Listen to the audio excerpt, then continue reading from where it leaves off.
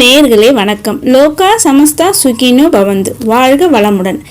இன்றைய பதிவில் நம்ம நவராத்திரியினுடைய முதல் 3 நாட்கள் நாம் செய்ய வேண்டிய துர்க்கை வழிபாட்டு முறைகளை பற்றியும் அன்றைய தினம் நாம் அவசியம் சொல்ல வேண்டிய மந்திரங்களை பற்றியும் தான் இந்த பதிவினில் நாம் பார்க்கவிருக்கிறோம். இதுவரை நமது சேனலை சப்ஸ்கிரைப் செய்யாத அன்பர்கள் சப்ஸ்கிரைப் செய்து பெல் பட்டனை அழுத்தி தொடர்ந்து இணைந்து ஆதரவு தர அன்புடன் கேட்டுக்கொள்கிறேன். நன்மை தரும் நவராத்திரி, அதாவது 9 ராத்திரிகள் மற்றும் 10வது நாள் விஜயதசமி என்று நாம் சிறப்பாக கொண்டாடுவோம். பெண்களுக்கே உரிய ஒரு அற்புதமான விரத நாளில் இந்த நவராத்திரியை பற்றி ஒவ்வொரு நாளும் நாம் எப்படி கொண்டாட வேண்டும், அந்த நாளில் நாம் என்னெல்லாம் செய்ய வேண்டும், கொலு வைப்பவர்கள் எப்படி வழிபட வேண்டும், கொலு வைக்காதவர்கள் எப்படி வழிபட வேண்டும் என்பதை பற்றி இந்த பதிவினில் நாம் பார்ப்போம். இந்த பதிவை ஸ்கிப் செய்யாமல் முழுவதுமாக பார்க்கும்போதுதான் இந்த பதிவினுடைய முழு விவரங்களும் உங்களுக்கு புரிய வரும். இப்போ முதலில் இந்த நவராத்திரினா என்னன்னு நம்ம கொஞ்சம் தெரிஞ்சுக்கிட்டு அதன் பிறகு இந்த முதல் நாள் வழிபாட்டு முறைகளை பற்றி பார்ப்போம். ஆண்களுக்கு ஒரே ராத்திரி சிவராத்திரி, ஆனால் அம்பாளுக்கு 9 ராத்திரி நவராத்திரி. இந்த உலகமே அம்பிகையின் அருட்கடைக்கண் பார்வையினால் தான் சுழன்று கொண்டே இருக்கிறது. அந்த அம்பிகையை நாம் போற்றி துதித்து வழிபடக்கூடிய ஒரு உன்னதமான திருநாளாக இந்த நவராத்திரி திருநாள் அமைந்திருக்கிறது. முப்பெரும் தேவியர் என்று நாம் சொல்லக்கூடிய அந்த முப்பெரும் தெய்வங்களுடைய பத்தினிகளாக விளங்கக்கூடியவர்களே அந்த தேவிமார்கள் தான், நாம் வழிபடும் அந்த முப்பெரும் தேவியர்கள். இந்த நவராத்திரி வழிபாட்டினுடைய முக்கிய தாற்பயமே மகிஷனிடத்திலிருந்து தான் தொடங்குகிறது. மகிஷன் அனைவரையும் கொடுமை செய்தான். அவன் வாங்கியிருந்த வரமோ அவனை அம்பாளை தவிர வேறு யாராலும் அவனை அழிக்க முடியாது என்று.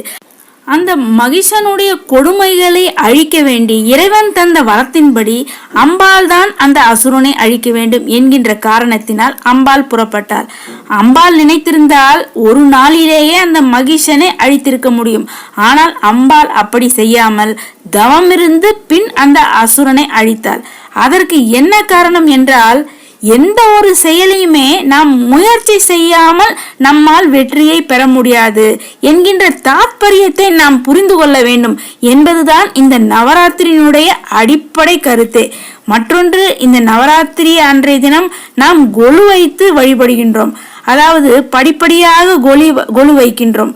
அது உயிர்கள் எப்படி பரிணாம வளர்ச்சி பெற்றிருக்கிறது என்பதை நாம் அறிந்து கொள்வதற்காக தான் இந்த கொலு வைத்து இந்த நவராத்திரி அன்றைய நாளில் நாம் வழிபடுவது. அதை தான் இந்த கொலு பொம்மைகள் நமக்கு உணர்த்துகின்றன. இந்த நவராத்திரி பண்டிகையின் நோக்கமே நாம் எல்லோரும் ஒன்றே, அனைத்தும் இறை சக்தியின் வடிவமே என்று உணர்த்துவதுதான். துர்கா, லக்ஷ்மி, சரஸ்வதி ஆகிய 3 இறை சக்திகளும் ஒன்று சேர்ந்து மகிஷாசுர மர்தினியாக அவதாரம் எடுத்து மகிஷன் என்னும் அரக்கனை அழிப்பதையே இந்த நவராத்திரியின் வரலாறு நமக்கு சொல்கிறது. இந்த நவராத்திரி 9 நாட்களில் முதல் 3 நாட்கள் நாம் துர்க்கையையும், அடுத்த 3 நாட்கள் நாம் லக்ஷ்மியையும், இறுதியான 3 நாட்கள் நாம் சரஸ்வதியையும் நினைத்து வழிபட வேண்டும். இறுதியாக 10வது நாளாக விஜய சாமுண்டீஸ்வரியை நாம் வழிபட வேண்டும். இந்த முதல் 3 நாட்களில் நாம் துர்க்கையை வணங்கும் போது தீய எண்ணங்கள் வேரோடு அழிந்து மன உறுதி கிடைக்கும். அடுத்த 3 நாட்கள் லக்ஷ்மி தேவியை வணங்குவதால் பொன், பொருள், நல்ல ஒழுக்கம், உயர்ந்த பண்பாடுகள், கருணை, மனிதநேயம், நல்ல சிந்தனை இவை அனைத்தும் நமக்கு கிடைக்கும். அடுத்த 3 நாட்கள் நாம் சரஸ்வதி தேவியை வழிபட ஞானம், உயர்ந்த கல்வி, கலைகளில் தேர்ச்சி இவை அனைத்தும் நமக்கு கிடைக்கும். நம் வாழ்க்கையில் அனைவருக்குமே கல்வி, செல்வம், வீரம் ஆகிய 3 மிக முக்கியமானது. இம்மூன்றையும் தருவதற்காக தான் அந்த அம்பாள் கலைமகளாகவும், அலைமகளாகவும், மலைமகளாகவும், இச்சாசக்தி, கிரியாசக்தி, ஞானாசக்தி என்று 3 சக்திகளாக தோன்றி இந்த நவராத்திரி நன்னாளில் அம்பாள் நமக்கு அருள் புரிகின்றாள்.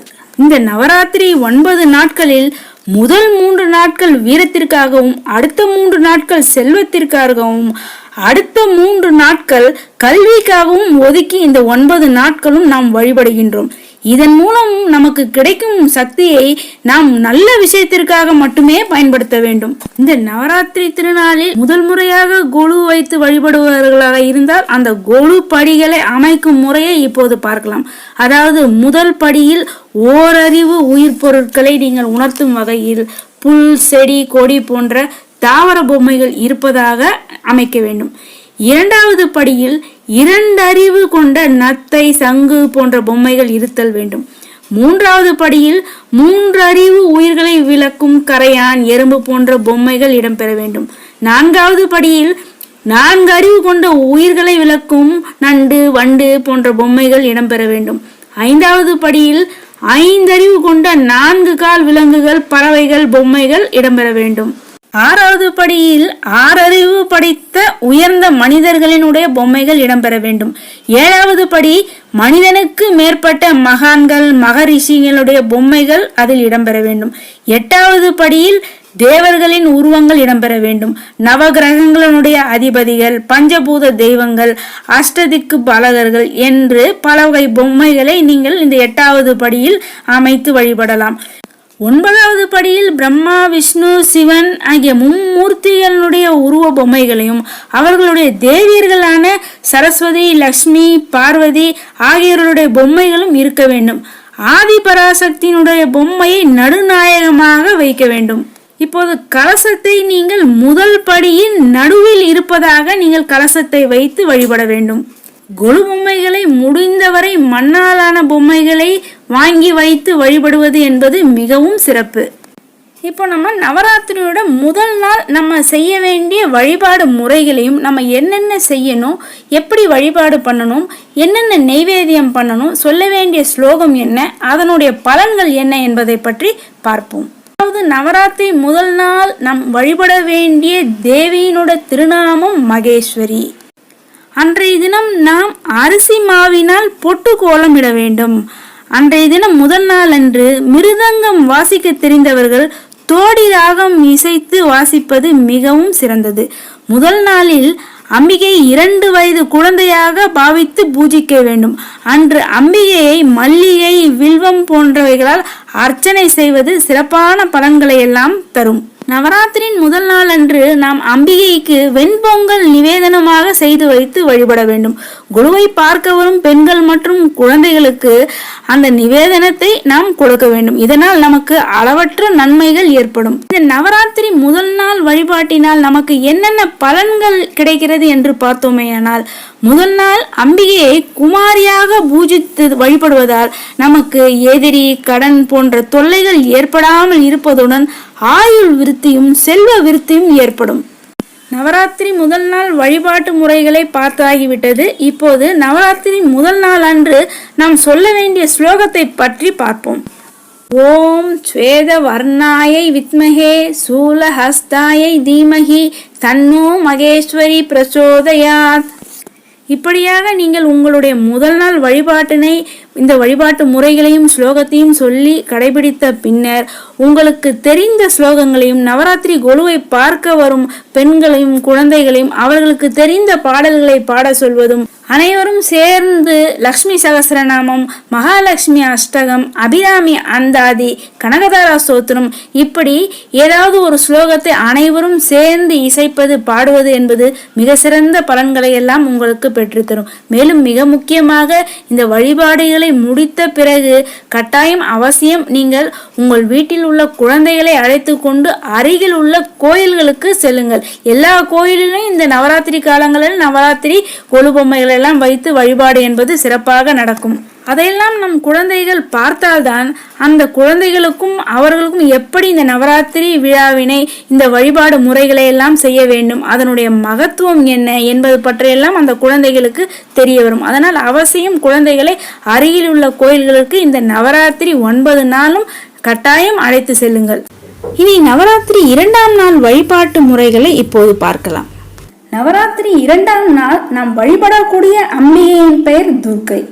முதல் 3 நாட்கள் நாம் துர்க்கையை தான் வழிபடுகிறோம்.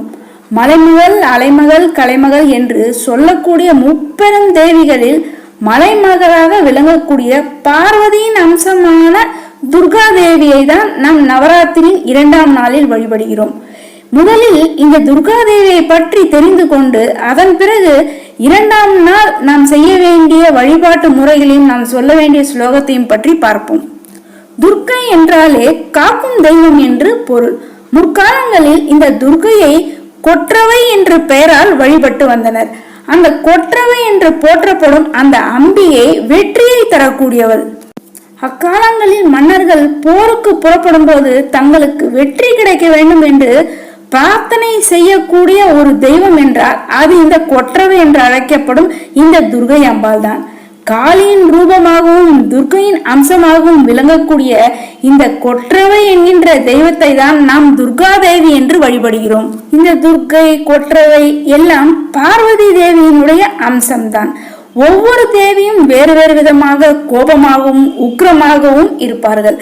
நமக்கு தோன்றும் நம் மனதில் எல்லாம் ஒரே தெய்வம் தானே, ஏன் ஒவ்வொரு தெய்வமும் உக்கிரமாகவும் சாந்தமாகவும் இப்படி வெவ்வேறு விதமாகவும் தோற்றம் அளிக்கிறார்கள் என்று நம் எல்லோருடைய மனதிலும் ஒரு கேள்வி எழும். அதாவது நாம் எப்படி வீட்டில் ஒரு விதமாகவும் வெளியில் சென்றால் வேறு விதமாகவும், அதாவது நம் வீட்டில் பேசுவது போல் வெளியிடங்களில் நாம் பேச மாட்டோம். அதாவது நம் வேலை செய்யும் இடங்களாக இருந்தாலும் சரி, பள்ளியில் படிக்க செல்லும் இடங்களாக இருந்தாலும் சரி, எதுவாக இருந்தாலும் வீட்டில் பேசும்போது ஒரு மாதிரியும் வெளியில் பேசும்போது நாம் சாந்தமாகவும் அமைதியாகவும் நாம் தோற்றம் அளிப்போம் அல்லவா? அதே போல்தான் எதிரிகளிடமிருந்து நம்மை காக்கும் கடவுளான உக்கிரமான அம்சமாக துர்கை அம்மன் விளங்குகிறாள். சரி, துர்க்கை என்றால் என்ன பொருள் என்று பார்த்தோமேயானால், துர்க்கம் என்பதுதான் துர்க்கை என்ற சொல்லினுடைய மூல பொருளாக அமைகிறது. அதாவது துர்க்கம் என்றால் அகழி என்று பொருள். அதாவது அரண்மனையை சுற்றி அதற்கு பாதுகாப்பாக அமைக்கப்படுகின்ற இடத்திற்கு பெயர்தான் அகழி. அந்த அகழியில் நிறைய நீரும் நிறைய முதலைகளும் இருக்கும். எதிரிகள் யாராவது அத்துமீறி உள்ளே நுழைய நினைத்தார்களேயானால் அந்த முதலைகளுக்கு அவர்கள் பலியாவார்கள். அப்படி ஒரு பாதுகாப்பு அரணாக இருப்பதுதான் அந்த அகழி. அதாவது நாட்டிற்குள்ளோ அரண்மனைக்கோ ஏதாவது பிரச்சனை என்றால் உள்ளே செல்வதற்கான பாதையை தகர்த்து விடுவார்கள். அதாவது அந்த பாதையை அகற்றி விடுவார்கள். அந்த பாதையை அகற்றி விட்டால் அகழிக்குள் இறங்கி யாராலும் அதை தாண்டி உள்ள மதில் மேல், உயரமான மதில் மேல் ஏறி நாட்டிற்குள்ளோ அரண்மனைக்குள்ளோ வர முடியாது. அது போல அந்த அகழி எப்படி அந்த அரண்மனையையும் நாட்டையும் பாதுகாக்கக்கூடிய ஒரு பெரும் அரணாக இருக்கிறதோ அந்த இடத்திற்கு அகழி என்று பெயர். அந்த அகழியை தான் துர்க்கம் என்று சொல்வார்கள். அந்த துர்க்கம் போல் நம்முடைய வாழ்க்கைக்கு ஒரு அரணை அமைத்து தந்து துன்பங்கள் நம்மை அண்டவிடாமல் காக்கும் தெய்வம். அதனால்தான் அந்த அம்பிகைக்கு துர்கை என்று பெயர். அப்படிப்பட்ட அந்த துர்கையை நாம் வழிபடக்கூடிய ஒரு அற்புதமான திருநாள் தான் இந்த நவராத்திரியின் முதல் 3 நாட்கள். துன்பத்தை நம்மிடத்தில் இருந்து நீக்கி வெற்றியை நமக்கு பரிசாக அளிக்கக்கூடியவள் அந்த துர்கை. துர்கை என்று சொன்னாலே யாராலும் வெற்றி கொள்ள முடியாதவள் என்கின்ற பொருளோடு அந்த அம்பிகையினுடைய திருநாமம் விளங்குகிறது. அம்பிகைக்கு எத்தனையோ திருநாமங்கள் இருந்தாலும் நாம் இந்த திருப்பெயரை தான் சிவனுடைய ஆலயங்களில் எல்லாம் வழிபடுகிறோம். சிவதுர்கை என்றும் விஷ்ணு துர்கை என்றும் 2 வெவ்வேறு பெயர்களில் நாம் ஆலயங்களில் வழிபடுகின்றோம். அந்த துர்காம்பிகையை நாம் வழிபடக்கூடிய ஒரு உன்னதமான திருநாள் தான் இந்த நவராத்திரியினுடைய முதல் 3 நாட்கள். எனவே அந்த துர்கை அம்மனிடம் நமக்கு வெற்றியை கிடைக்க பிரார்த்தனை செய்து கொண்டு இந்த நவராத்திரியுடைய 2ஆம் நாளில் நாம் என்ன வழிபாடுகளை எல்லாம் செய்ய வேண்டும், என்ன நைவேத்தியங்கள் எல்லாம் படைக்க வேண்டும், என்ன ஸ்லோகம் சொல்ல வேண்டும் என்பதை பற்றி இப்போது பார்க்கலாம். நவராத்திரியின் 2ஆம் நாளில் நாம் வழிபட வேண்டிய தேவியின் பெயர் கௌமாரி. அம்பிகைக்கு நாம் அன்றைய தினம் செய்ய வேண்டிய அலங்காரம் ராஜராஜேஸ்வரியாக நாம் அலங்காரம் செய்து வழிபட வேண்டும். நமக்கு வெற்றியை அருள் புரியக்கூடியவர் என்பதனால் இந்த 2ஆம் நாளில் அம்பிகையை நாம் ராஜராஜேஸ்வரி என்ற பெயரில் நம் அம்பிகைக்கு அலங்காரம் செய்து வழிபட வேண்டும். இந்த நவராத்திரி 2வது நாளில் குமாரி பூஜையில் உள்ள குழந்தையின் வயது 3 வயது. இந்த நவராத்திரியின் 2ஆம் நாளில் நாம் வழிபடக்கூடிய இந்த கௌமாரி அம்மன் நமக்கு வேண்டிய வரங்களை எல்லாம் அளிப்பவர். இந்த அம்பாளுடைய வாகனம் மயில் வாகனமும் சேவல் கொடியையும் கொண்டவர். முருகப்பெருமானுடைய அம்சத்திற்கு ஆதாரமாக விளங்குபவள் இந்த கௌமாரி அம்மன். அழகிற்கும் வீரத்திற்கும் உரியவள் தான் இந்த கௌமாரி அம்மன். இந்த கௌமாரி அம்மன் நமக்கு உடல் பலமும் ஆன்ம பலம் என இரண்டையும் அழித்து ரட்சித்து காக்கக்கூடியவள் தான் இந்த கௌமாரி அம்மன். இந்த கௌமாரி அம்மனை தேவசேனா என்றும் அழைப்பார்கள். இந்த கௌமாரி அம்மனை நாம் வழிபட வேண்டிய திதி துவிதியை. அன்றைய தினம் அம்பாளுக்கு நாம் சாற்ற வேண்டிய மலர் செவ்வரளி மலர்களால் அம்பாளை நாம் பூஜித்து வழிபட வேண்டும். நெய்வேத்தியமாக கௌமாரி அம்மனுக்கு புளியோதரையை செய்து வைத்து நாம் வழிபட வேண்டும். நவராத்திரி 2ஆம் நாளில் நாம் கோதுமை மாவினால் ஆன பொட்டு கோலம் போட்டு நாம் அம்பாளை வழிபட வேண்டும். நவராத்திரி 2ஆம் நாளில் நாம் அம்பாளுக்கு பாட வேண்டிய ராகம் கல்யாணி ராகம். இனி நவராத்திரி 2ஆம் நாளில் நாம் அம்பாளுக்கு சொல்ல வேண்டிய ஸ்லோகத்தை பார்ப்போம். ஓம் ஸ்ரீவாகனாய வித்மஹே சக்தி ஹஸ்தாய தீமஹி தன்னோ கௌமாரி பிரச்சோதயாத். நவராத்திரி 2ஆம் நாளில் நாம் அம்பாளை வழிபடும் போது இந்த ஸ்லோகத்தை சொல்லி வழிபடுவது மிக மிக சிறப்பு. இந்த நவராத்திரி 2ஆம் நாள் வழிபாட்டினால் நமக்கு என்னென்ன பலன்கள் கிடைக்கும் என்று பார்த்தோமேயானால், நோய்கள் தீரும், உடல் நலம் சீராகும், வெற்றிகள் அனைத்தும் நமக்கு கிடைக்கும். இந்த நவராத்திரியில் கொலு வைப்பவர்கள் கொலு வைத்து இந்த வழிபாடு முறைகளை எல்லாம் கடைபிடித்து நீங்கள் வழிபடலாம். கொலு வைக்காதவர்களுமே இந்த வழிபாட்டு முறைகளை மட்டுமே நீங்கள் கடைபிடித்து இந்த நவராத்திரி நாட்களில் அம்பாளை நீங்கள் வழிபாடு செய்வதால் உங்களுக்கு நிச்சயம் நல்ல பலன்கள் என்பது உண்டாகும். இந்த நவராத்திரி நாட்களில் உங்களுக்கு தெரிந்த அம்பாள் ஸ்தோத்திரங்கள், பாடல்கள், அபிராமி அந்தாதி, லலிதா சகஸ்ரநாமம், மகாலட்சுமி அஷ்டகம், தேவி மகாத்மியம், இப்படி உங்களுக்கு தெரிந்த பாடல்களை நீங்கள் சொல்வதோ அல்லது பிறர் சொல்லி நீங்கள் கேட்பதோ அல்லது ஒலிக்க செய்து கேட்பது என்பது மிக சிறந்த உன்னத பலன்களை எல்லாம் உங்களுக்கு பெற்றுத்தரும். மேலும் அன்றைய தினம் உங்கள் இல்லங்களுக்கு வரும் பெண்கள் குழந்தைகளுக்கு நிவேதன பொருள்களை அனைவருக்கும் கொடுப்பது என்பது மிக சிறந்த பலன்களை எல்லாம் உங்களுக்கு பெற்றுத்தரும். மேலும் அன்றைய தினம் உங்களால் முடிந்த பரிசு பொருள்களை உங்கள் இல்லங்களுக்கு வரும் குழந்தைகளுக்கு, பெண்களுக்கு தாம்பூலம், சுமங்கலி பெண்களுக்கு தாம்பூலம் கொடுப்பது என்பது மிகவும் சிறப்பு. குழந்தைகளுக்கு சிறிய சிறிய பரிசு பொருட்கள் அவர்கள் மனம் கவரும் வகையில், அவர்களுக்கு உபயோகப்படும் வகையில் ஏதேனும் ஒரு பரிசு பொருள்களை அவர்களுக்கு வாங்கி கொடுத்து அவர்களை மகிழ்விப்பது என்பது மிக சிறந்த உன்னத பலன்களை எல்லாம் உங்களுக்கு பெற்றுத்தரும். மேலும் மிக முக்கியமாக இந்த நவராத்திரி நாட்களில் மாலை வேளைகளில் உங்கள் வீட்டில் வழிபாடுகளை எல்லாம் முடித்துவிட்டு மறக்காமல் உங்கள் வீட்டில் உள்ள குழந்தைகளை அருகில் உள்ள கோயில்களுக்கு அழைத்து செல்லுங்கள். அப்படி அழைத்து செல்லும் போது அந்த குழந்தைகளுக்கு கோயிலுக்கு செல்லும் பழக்கமும், இந்த நவராத்திரி விழாவினை எப்படி கொண்டாடுகிறார்கள் என்ற அந்த வழிமுறைகளும் மேலும் பக்தியும் அவர்களுக்கு வளரும். அதனால் இந்த நவராத்திரி நாட்களில் தவறாமல் உங்கள் குழந்தைகளை அருகில் உள்ள கோயில்களுக்கு அழைத்து செல்வதை ஒரு கடமையாகவே வைத்து இதை நீங்கள் தினமும் செய்வது என்பது மிக சிறந்த அற்புத பலன்களை எல்லாம் உங்களுக்கு பெற்றுத்தரும். இனி நாம் நவராத்திரியினுடைய 3ஆம் நாள் வழிபாடு, அதாவது முதல் 3 நாட்களாகிய இந்த துர்க்கை வழிபாட்டினுடைய கடைசி நாளான இந்த 3ஆம் நாள் நாம் செய்ய வேண்டிய வழிபாட்டு முறைகளையும், நாம் எந்த தெய்வத்தை வழிபாடு செய்ய வேண்டும், நாம் என்ன மந்திரங்களை சொல்ல வேண்டும் என்பதை பற்றி இப்போது பார்க்கலாம். நவராத்திரியின் 3ஆவது நாள் நாம் துர்க்கை அம்மன் வழிபாட்டை நிறைவு செய்ய வேண்டிய நாள். ராகுகாலம் என்றாலே அந்த நேரத்தில் நல்ல விஷயங்களை செய்யக்கூடாது என்று நாம் அனைவரும் ஒதுக்கி வைத்து விடுவோம். ஆனால் துர்க்கை அம்மன் வழிபாட்டிற்கு மிகவும் உகந்த காலமாக சொல்லப்பட்டுள்ள நேரம் இந்த ராகு காலம்தான். இந்த ராகு காலத்தில் நாம் வழிபடும் இந்த துர்க்கை அம்மனுடைய வழிபாடானது ஒருவருடைய வாழ்க்கையில் மிகப்பெரிய மாற்றத்தை கொண்டு வரும் என்பதில் சிறிதும் சந்தேகமில்லை. உங்களுக்கு இருக்கக்கூடிய தீராத பிரச்சனை தீர்வதற்கும், திருமண தடை போக்குவதற்கும் வெள்ளிக்கிழமை மற்றும் செவ்வாய்க்கிழமைகளில் ராகு காலத்தில் இந்த துர்க்கை அம்மனை வழிபட உங்களுக்கு உடனடியாக கை மேல் பலன் தரக்கூடிய ஒரு உன்னதமான வழிபாடு என்றே சொல்லலாம். ராஜகணி என்று சொல்லக்கூடிய இந்த எலும்புச்சம்பளத்தில் ராகுகால வேளைகளில் துர்க்கை அம்மனுக்கு விளக்கேற்றி வழிபடுவது என்பது ஒரு மிக சிறந்த ஒரு வழிபாடாகவும் பரிகாரமாகவுமே உள்ளது. ராகுகால நேரங்களில் நீங்கள் எலும்புச்சம்பளத்தில் தீபம் ஏற்றி வழிபடுவதை நீங்கள் கோயில்களில் மட்டும்தான் செய்ய வேண்டும் என்பதை நிச்சயம் நினைவில் வைத்துக் கொள்ள வேண்டும். வீட்டில் நீங்கள் அகல் தீபத்தை ஏற்றி வழிபடுவதுதான் சிறந்தது. திருமணத்திற்காக காத்து கொண்டிருக்கும் ஆண்கள் பெண்கள், சரியாக வரன் அமையவில்லை, திருமண தடை உள்ளவர்கள் அனைவரும் இந்த ராகுகால வேளைகளில் வெள்ளி செவ்வாய்க்கிழமைகளில் நீங்கள் துர்க்கையம்மனுக்கு கோயில்களில் எலுமிச்சம்பழம் தீபம் ஏற்றி வழிபடுவது என்பது உங்களுக்கு மிக சிறந்த பலன்களை எல்லாம் பெற்றுத்தரும். வெள்ளி செவ்வாய்க்கிழமைகளில் அலுவலக காலங்கள், அலுவலக நேரங்கள், எங்களால் அந்த நேரத்தில் விளக்கேற்றி வழிபட முடியாது என்று சொல்பவர்களுக்கு ஞாயிற்றுக்கிழமைகளில் அதே ராகுகால வேளைகளில் நீங்கள் இதே போல் கோயில்களில், அருகில் உள்ள கோயில்களில் எலுமிச்சம்பழம் தீபம் ஏற்றி வழிபடுவது என்பது உங்களுக்கு மிக சிறந்த பலனை பெற்றுத்தரும். அதாவது உங்கள் பிள்ளைகளுக்காக பெற்றோர்கள் இந்த எலுமிச்சம்பழம் தீபத்தை ராகு காலங்களில் ஏற்றி வழிபடலாமா, இந்த பரிகாரத்தை பெற்றோர்கள் செய்யலாமா என்றால் பெற்றோர்கள் செய்யலாம். ஆனால் அதில் பலன் என்பது உங்களுக்கு பாதி அளவு, அதாவது 50% பலன் மட்டுமே கிடைக்கும்.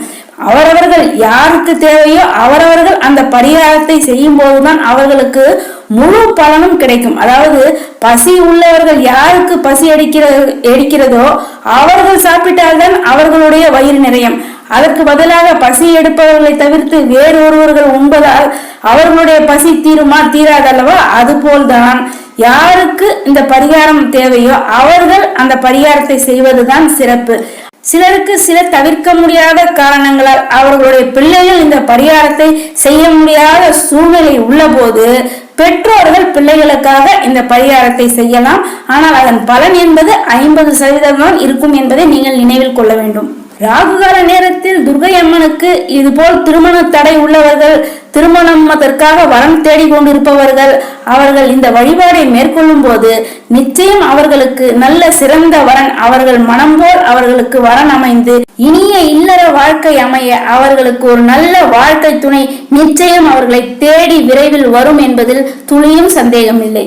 இனி நாம் இந்த நவராத்திரியின் 3ஆம் நாளில் நாம் வழிபட வேண்டிய அம்மனை பற்றியும் அந்த வழிபாட்டு முறைகளை பற்றியும் பார்ப்போம். இந்த நவராத்திரியின் 3ஆம் நாளில் துர்க்கை அம்மனின் வழிபாட்டை நிறைவு செய்யும் இந்த நாளில் நாம் வழிபட வேண்டிய தெய்வத்தின் பெயர் வெற்றியின் நாயகியாகிய வாராகி அம்மனை தான் நாம் இந்த 3ஆம் நாளில் வழிபட போகிறோம். இனி நாம் இந்த நவராத்திரி 3ஆம் நாளில் வாராகி அம்மனை எப்படி பூஜை செய்து என்ன மாதிரியான வழிபாடுகளை மேற்கொள்ள வேண்டும் என்பதனை பற்றியும் அதனால் நமக்கு என்னென்ன பலன்கள் கிடைக்கிறது என்பதை பற்றியும் பார்ப்போம். நவராத்திரி 3ஆம் நாளில் நாம் வணங்க வேண்டிய தேவியின் பெயர் வாராகி. அன்றைய தினம் திதி திருதியை திதியில் தான் நாம் வாராகி அன்னையை வழிபடுகிறோம். வாராகி அம்மனுக்கு அன்றைய தினம் நாம் பூஜிக்க வேண்டிய மலர்கள் சம்பங்கி பூ மலர்களால் பூஜிக்க வேண்டும். நிவேதனமாக வாராகி அம்மனுக்கு நாம் சர்க்கரை பொங்கலை படைத்து வழிபட வேண்டும். இந்த நவராத்திரி 3ஆம் நாளில் காலையில் உங்களுடைய வீட்டில் பூக்களால் அலங்கரிக்கப்பட்ட பூக்கோலங்களை போட வேண்டும். அம்மனுக்கு சம்பங்கி பூவால் அலங்காரம் செய்ய வேண்டும். நவராத்திரி 3ஆம் நாளில் நீங்கள் அம்பாளை 4 வயது சிறுமியாக பூஜித்து வழிபட வேண்டும். அன்றைய தினம் நீங்கள் அம்பாளுக்கு இசைக்க வேண்டிய ராகம் காம்போதி ராகம். நவராத்திரி 3ஆம் நாளில் நீங்கள் சொல்ல வேண்டிய ஸ்லோகம் ஓம் மகிஷத்வஜாய வித்மஹே தண்டஹஸ்தாய தீமஹி தன்னோ வாராகி பிரசோதயாத். நவராத்திரி 3ஆம் நாளில் நீங்கள் வாராகி அம்மனுக்கு உண்டான இந்த ஸ்லோகத்தை 108 முறை நீங்கள் அன்றைய தினம் பாராயணம் செய்வது என்பது இது உங்களுக்கு ஒரு அற்புதமான பலன்களை எல்லாம் நிச்சயம் தரும். மேலும் நீங்கள் இந்த ஸ்லோகத்தை உங்கள் வீட்டில் உள்ள குழந்தைகளையும் உங்கள் வீட்டிற்கு வரும் குழந்தைகளையும் சொல்லி அந்த வாராகி அம்மனை வழிபாடு செய்ய வைக்கும் போது நிச்சயம் அந்த அம்மனுடைய அருளினால் அவர்களுக்கு அபார ஆற்றலானது கிடைக்கப்பெற்று கல்வி கேள்விகளில் சிறந்து விளங்குவார்கள். இனி நாம் இந்த நவராத்திரி 3ஆம் நாளில் வாராகி அம்மனை வழிபடுவதால் நமக்கு கிடைக்கும் பலன்களை பற்றி பார்ப்போம். வாராகி அம்மன் என்றாலே வெற்றியின் நாயகி, வெற்றியின் அம்சமான அந்த வாராகி அம்மனை வழிபடும் போது நமக்கு எதிரிகளே இல்லாத ஒரு நிலை ஏற்படும். வாராகி அம்மன் என்றாலே எதிரிகளை துவம்சம் செய்பவள். எதிரிகள் தொல்லை இல்லாமல் வாழ்வதற்கு வாராகி அம்மன் வழிபாடு மிக சிறந்த ஒரு வழிபாடாகும். நம்முடைய சாஸ்திரத்திலும் அப்படித்தான் சொல்லப்பட்டிருக்கிறது. அப்படிப்பட்ட இந்த வாராகி அம்மனை இந்த நவராத்திரி தினத்தில் 3வது நாளில் நாம் வழிபடும் போது நமக்கு கண்ணுக்கு தெரிந்த மற்றும் தெரியாத அனைத்து எதிரிகளிடமிருந்து நம்மை பாதுகாக்கும் ஒரு பாதுகாப்பு கவசமாகவே விளங்குபவள் தான் இந்த வாராகி அம்மன். இது மட்டும் இல்லாமல் நமக்கு எதிர்மறை ஆற்றலினால், அதாவது கெட்ட சக்தி, துஷ்ட சக்தி, இவைகளினால் ஏற்படும் தீமைகளில் இருந்தும் கண் திருஷ்டி, செய்வினை கோளாறுகள் இவை அனைத்தையும் துவம்சம் செய்யக்கூடிய சக்தியும் நம்மை காக்கக்கூடிய ஆற்றலும் இந்த வாராகி அம்மனுக்கு உண்டு. அதனால் இந்த நவராத்திரி 3ஆம் நாளில் நாம் வாராகி அம்மனை வழிபட நமக்கு உள்ள எதிரிகள் அனைவரும் விலகி ஓடுவார்கள். கண்திஷ்டி, செய்வினை கோளாறுகள், தீய சக்தி, துஷ்ட சக்தி இவை எத்தனை இருந்தாலும் அவை அத்தனையும் நம்மை விட்டு விலகி ஓடும். இப்படியாக இந்த நவராத்திரி 3ஆம் நாளில் கொலு வைப்பவர்களும் கொலு வைக்காதவர்களும் இந்த முறையில் வாராகி அம்மனை அன்றைய தினம் வழிபட்டு நாம் சிறந்த பலன்களை பெறுவதற்கு இது ஒரு மிக சிறந்த ஒரு உன்னதமான ஒரு வழிபாட்டு முறையாகும். இல்லங்களில் நவராத்திரி வழிபாட்டை முடித்த பின்னர் மறவாமல் அன்றைய தினம் அருகில் உள்ள கோயில்களுக்கு சென்று வாருங்கள். அன்பு நேயர்களே, தொடர்ந்து இது போன்ற நவராத்திரி பதிவுகளை கேட்பதற்கு நமது சேனலை இதுவரை சப்ஸ்கிரைப் செய்யாத அன்பர்கள் சப்ஸ்கிரைப் செய்து பெல் பட்டனை அழுத்தி தொடர்ந்து ஆதரவு தரும்படி அன்புடன் கேட்டுக்கொள்கிறேன். மேலும் இந்த பதிவு மற்றவர்களுக்கும் பயனடையும் வகையில் கண்டிப்பாக உங்களுடைய உற்றார், உறவினர், நண்பர் அனைவருக்கும் இந்த பதிவினை ஷேர் செய்து தொடர்ந்து ஆதரவு தரும்படி கேட்டுக்கொள்கிறேன்.